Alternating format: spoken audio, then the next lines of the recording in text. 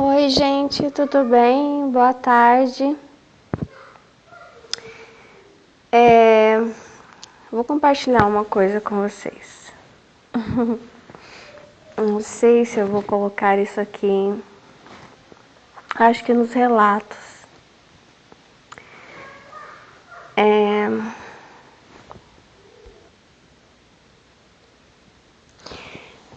Bem, sobre mim e sobre a minha filha, né? Hoje nós fomos abordadas 2 vezes, né? No centro da cidade, porque a Poliana é muito linda, muito fofa, então tinha acho que 2 moças procurando crianças ou adolescentes, não sei também, né, para fazerem fotos, né, para ser modelo. E só que hoje eu já estava mais firme, né? Eu digo assim, naquilo que eu achei que é melhor para ela, né? Então eu, obrigada, agradeci e tal, e dispensei, né? Da primeira vez eu fiquei um pouco assim, a moça já veio perguntando o nome dela, né? Da Poliana, o meu nome, e ela ia pegar meu contato, porque eu já sei, porque isso já aconteceu inúmeras vezes, né? No supermercado, no shopping, no centro da cidade, e sempre eu passo o meu contato, a pessoa liga, algumas vezes eu marquei, mas aí eu nunca vou. Isso, eu nunca vou. E algumas vezes foram outras pessoas, né? Não alguém da própria agência que me disse: nossa, a Poliana é tão linda, né? Ela deveria fazer fotos, ser modelo, propaganda, desfilar, isso aqui. Eu lembro que uma vez eu até procurei mesmo, achei uma agência na minha cidade. Enfim, e da primeira vez hoje eu peguei o cartão e fiquei com vergonha, né, de ser logo não, então deixei que a conversa desenrolasse, mas antes que ela me pedisse o meu telefone, para que nos processasse tudo de novo, a pessoa ficasse me ligando toda hora, e eu marcasse um dia qualquer e já sabendo que eu não ia, eu evitei isso. E da segunda vez eu nem peguei o cartão, né? Uma outra moça que me abordou com a minha filha. Eu acho que da primeira vez que me abordaram, eu lembro que eu estava no shopping da minha cidade. Minha filha era bebê, ela ainda estava no carrinho. E a minha filha foi um bebê muito lindo, né? Ela era bochechuda, gordinha, aquelas pernas, né, roliças, gordinhas, enfim, muito lindinha que ela era. Ainda é, né, muito linda. E daí teve a fase que ela tava com o cabelo comprido e as pontas do cabelo faziam cachos, né? Antes dela pegar piolhos, aí cortou o cabelo e ficou todo liso. E aí que as pessoas começaram a me falar, né? Nossa, ela deveria procurar. E não só uma pessoa, várias pessoas falaram, né? Mas não sei porquê, no meu coração, toda vez que eu chegava a marcar tal, vinha no meu coração, não vai, não vai, não vai. E aí, eu lembro que quando era criança, eu tinha o sonho, né, de desfilar, ser modelo, mas isso é coisa de toda menina, né, quando é criança. Às vezes com as primas a gente brincava de desfile, com outras amiguinhas também. E aí eu lembro que, eu acho que é por isso, né, esse essa visão de que é algo negativo, né? Até pensei que podia vir da minha mãe, né? Porque minha mãe, ela tinha uma visão negativa sobre muitas coisas. Por exemplo, dançarina não é dançarina, dançarina é garota de programa. E eu lembro que eu ficava bem chateada porque essa conversa veio, porque eu lembro que uma vez eu estava no carro e eu falei, mãe, eu quero ser dançarina. E ela falou, de jeito nenhum, dançarina é garota de programa. E aí eu lembro que, não lembro se eu acho que eu não respondi pra ela, né? Geralmente eu não respondia, mas eu pensei, não é não. Só que na verdade eu estava pensando que eu queria, né, dançar. Na verdade, uma das coisas que eu parei de fazer, mas sempre gostei, era dança, né? Balé, fiz jazz e enfim, sempre gostei muito e até por último eu comecei a fazer as vídeo performances, né? Mas não veio da minha mãe, não era nada preconceituoso mesmo. Era da minha própria experiência que surgiu na minha cidade. Eu já contei isso aqui, mas vou contar de novo. Um concurso, né, para crianças e adolescentes. E eu lembro que eu tinha entre 10 e 11 anos. Eu acho que 10 para 11. E veio um senhor que projetou todo esse concurso de beleza, tendo como foco o Pantanal, como fundo de pano, né? O Pantanal, a beleza do Pantanal, enfim. E eu lembro do discurso dele no dia do desfile, que ele disse que ele tinha trabalhado com a Xuxa, o filho dele também era ator e tal. Enfim. E aí eu me lembro do dia do desfile em si, né? E aí foi a família inteira, acho. Não, foi uma boa parte da família. Eu, minhas primas, as vizinhas dela e toda a criançada, né? Tudo nessa faixa de 10, 11, 12 anos. E os pais, não, nem todos os pais estavam ali, né? A minha mãe estava ali, meu pai devia estar por ali também, meu irmão, porque era uma farra, era uma festa, era uma brincadeira, na verdade. Não era algo, né, que a gente... Era uma brincadeira. Enfim. E daí minha mãe levou roupa, tal, que eu ia desfilar. E aí eu acho que eles começaram a chamar as meninas, né, pra fazerem o teste. Tinha que fazer o teste com esse homem. E daí começou um burburinho, fofoca dentro. E todo mundo se arrumando, trocando de roupa. Daqui a pouco é o desfile. A gente chegou bem antes, horas antes tinha que chegar, né? E daí falaram, né, que tinha um teste que fazia com o homem que, né, com o coordenador ali do concurso. E nesse teste as crianças tinham que ficar sem roupa e desfilar na frente dele. E aí ele tocava também, ele olhava perto, a perna, o corpo inteiro, né? E aí a gente ficou assim, nossa, meu Deus, o que é isso? Sabe, todo mundo ali entre 10, 11, 12 anos, como eu falei, tudo criança, né? E aí a gente ficou chocado, nossa, a gente vai ter que passar por isso.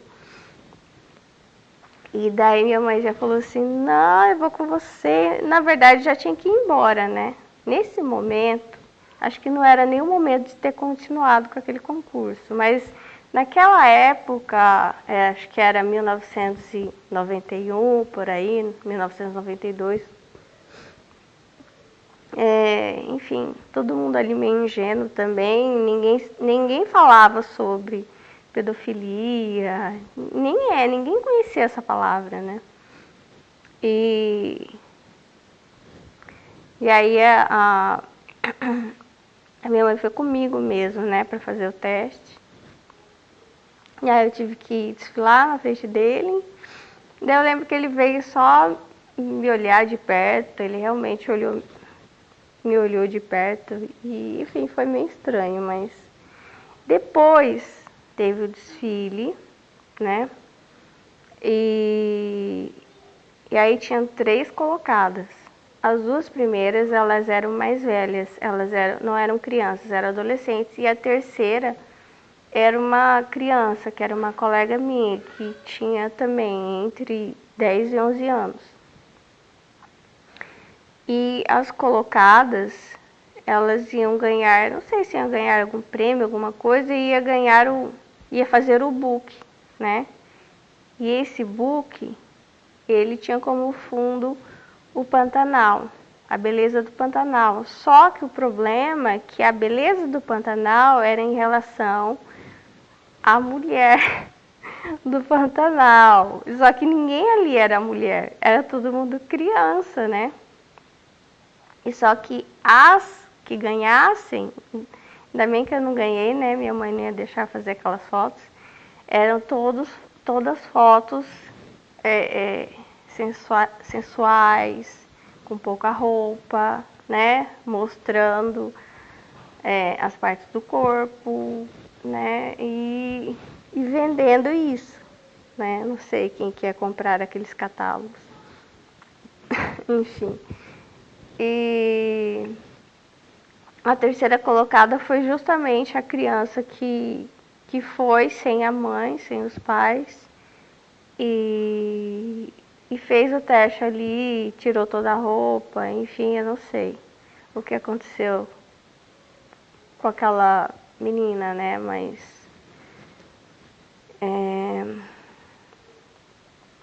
porque assim, quando o pai e a mãe vai junto, com certeza não é a mesma coisa de quando a criança vai sozinha, né? Agora, é claro que eu sei que essas abordagens de rua não são para esse tipo de trabalho, né? Essas abordagens de rua são para vendas de fotos, de fotografias, né? Pelo que eu vi já, os pais levam a criança para fazer as fotos e depois eles vendem as fotos para você. E as fotos ficam tão bonitas e é um álbum bem caro. E aí prometem colocar em agências e tal. Então é mais isso, mas eu lembro que eu não cheguei a ver as fotos, mas as pessoas que viram as fotos que ficaram prontas do eu não sei se ele fez uma revista, se ele fez algum álbum ali, né, com a beleza do Pantanal. O problema é que é tipo quase, não é uma Playboy, né, mas foi algo parecendo como uma revista masculina, né, só que tinham crianças ali, né, crianças e adolescentes. E aí foi, enfim, foi essa experiência bem chocante. Uma das, né? Acho que foi na mesma época que teve uma exposição de quadros. Eu tenho uns quadros aqui com meu irmão, umas fotos profissionais. E naquela época realmente não tinha essa noção de, sabe, de pedofilia. Então, a minha mãe queria fazer um álbum meu do meu irmão, fazer um quadro, né? E acabou fazendo 2, um só eu, o outro eu com meu irmão. E aí fui fazer as fotos, eu tinha nessa faixa etária de 10, 11 anos. Só que na época eu cresci rápido e parei. Então com 10, 11 anos todo mundo achava que eu tinha 15, 16, 17. Ninguém dava que eu tinha 10, 11 anos. E daí eu fiz as fotos e no final eu lembro de estar do lado da minha mãe negociando o preço tal, com o fotógrafo. E aí eu lembro de ter ele tinha uma mesa assim de madeira que tinha um tampão de vidro. E dentro do tampão ele colocou os trabalhos dele. E um dos trabalhos dele tinha uma mulher assim, sem roupas, né? Completamente nua, deitada, uma foto profissional. E daí acho que ele viu eu olhando, porque eu fiquei espantada, porque pra gente que é criança, né, nunca tinha visto. E aí acho que ele viu e ele teve a ideia, ele falou assim, ai, a gente faz esse tipo de foto também, você não quer fazer pra sua filha? Ai, nem acreditei que ele ofereceu pra minha mãe isso. E a mãe falou, não, e ele ficou insistindo, não, é sério, não sei o que, é profissional. E a minha mãe, não, de jeito nenhum. E aí já querendo ir embora, né? Então, assim, naquela época, nos 80, 90, não tinha essa de que, né, só adultos fazem fotos sensuais ou sexualizadas.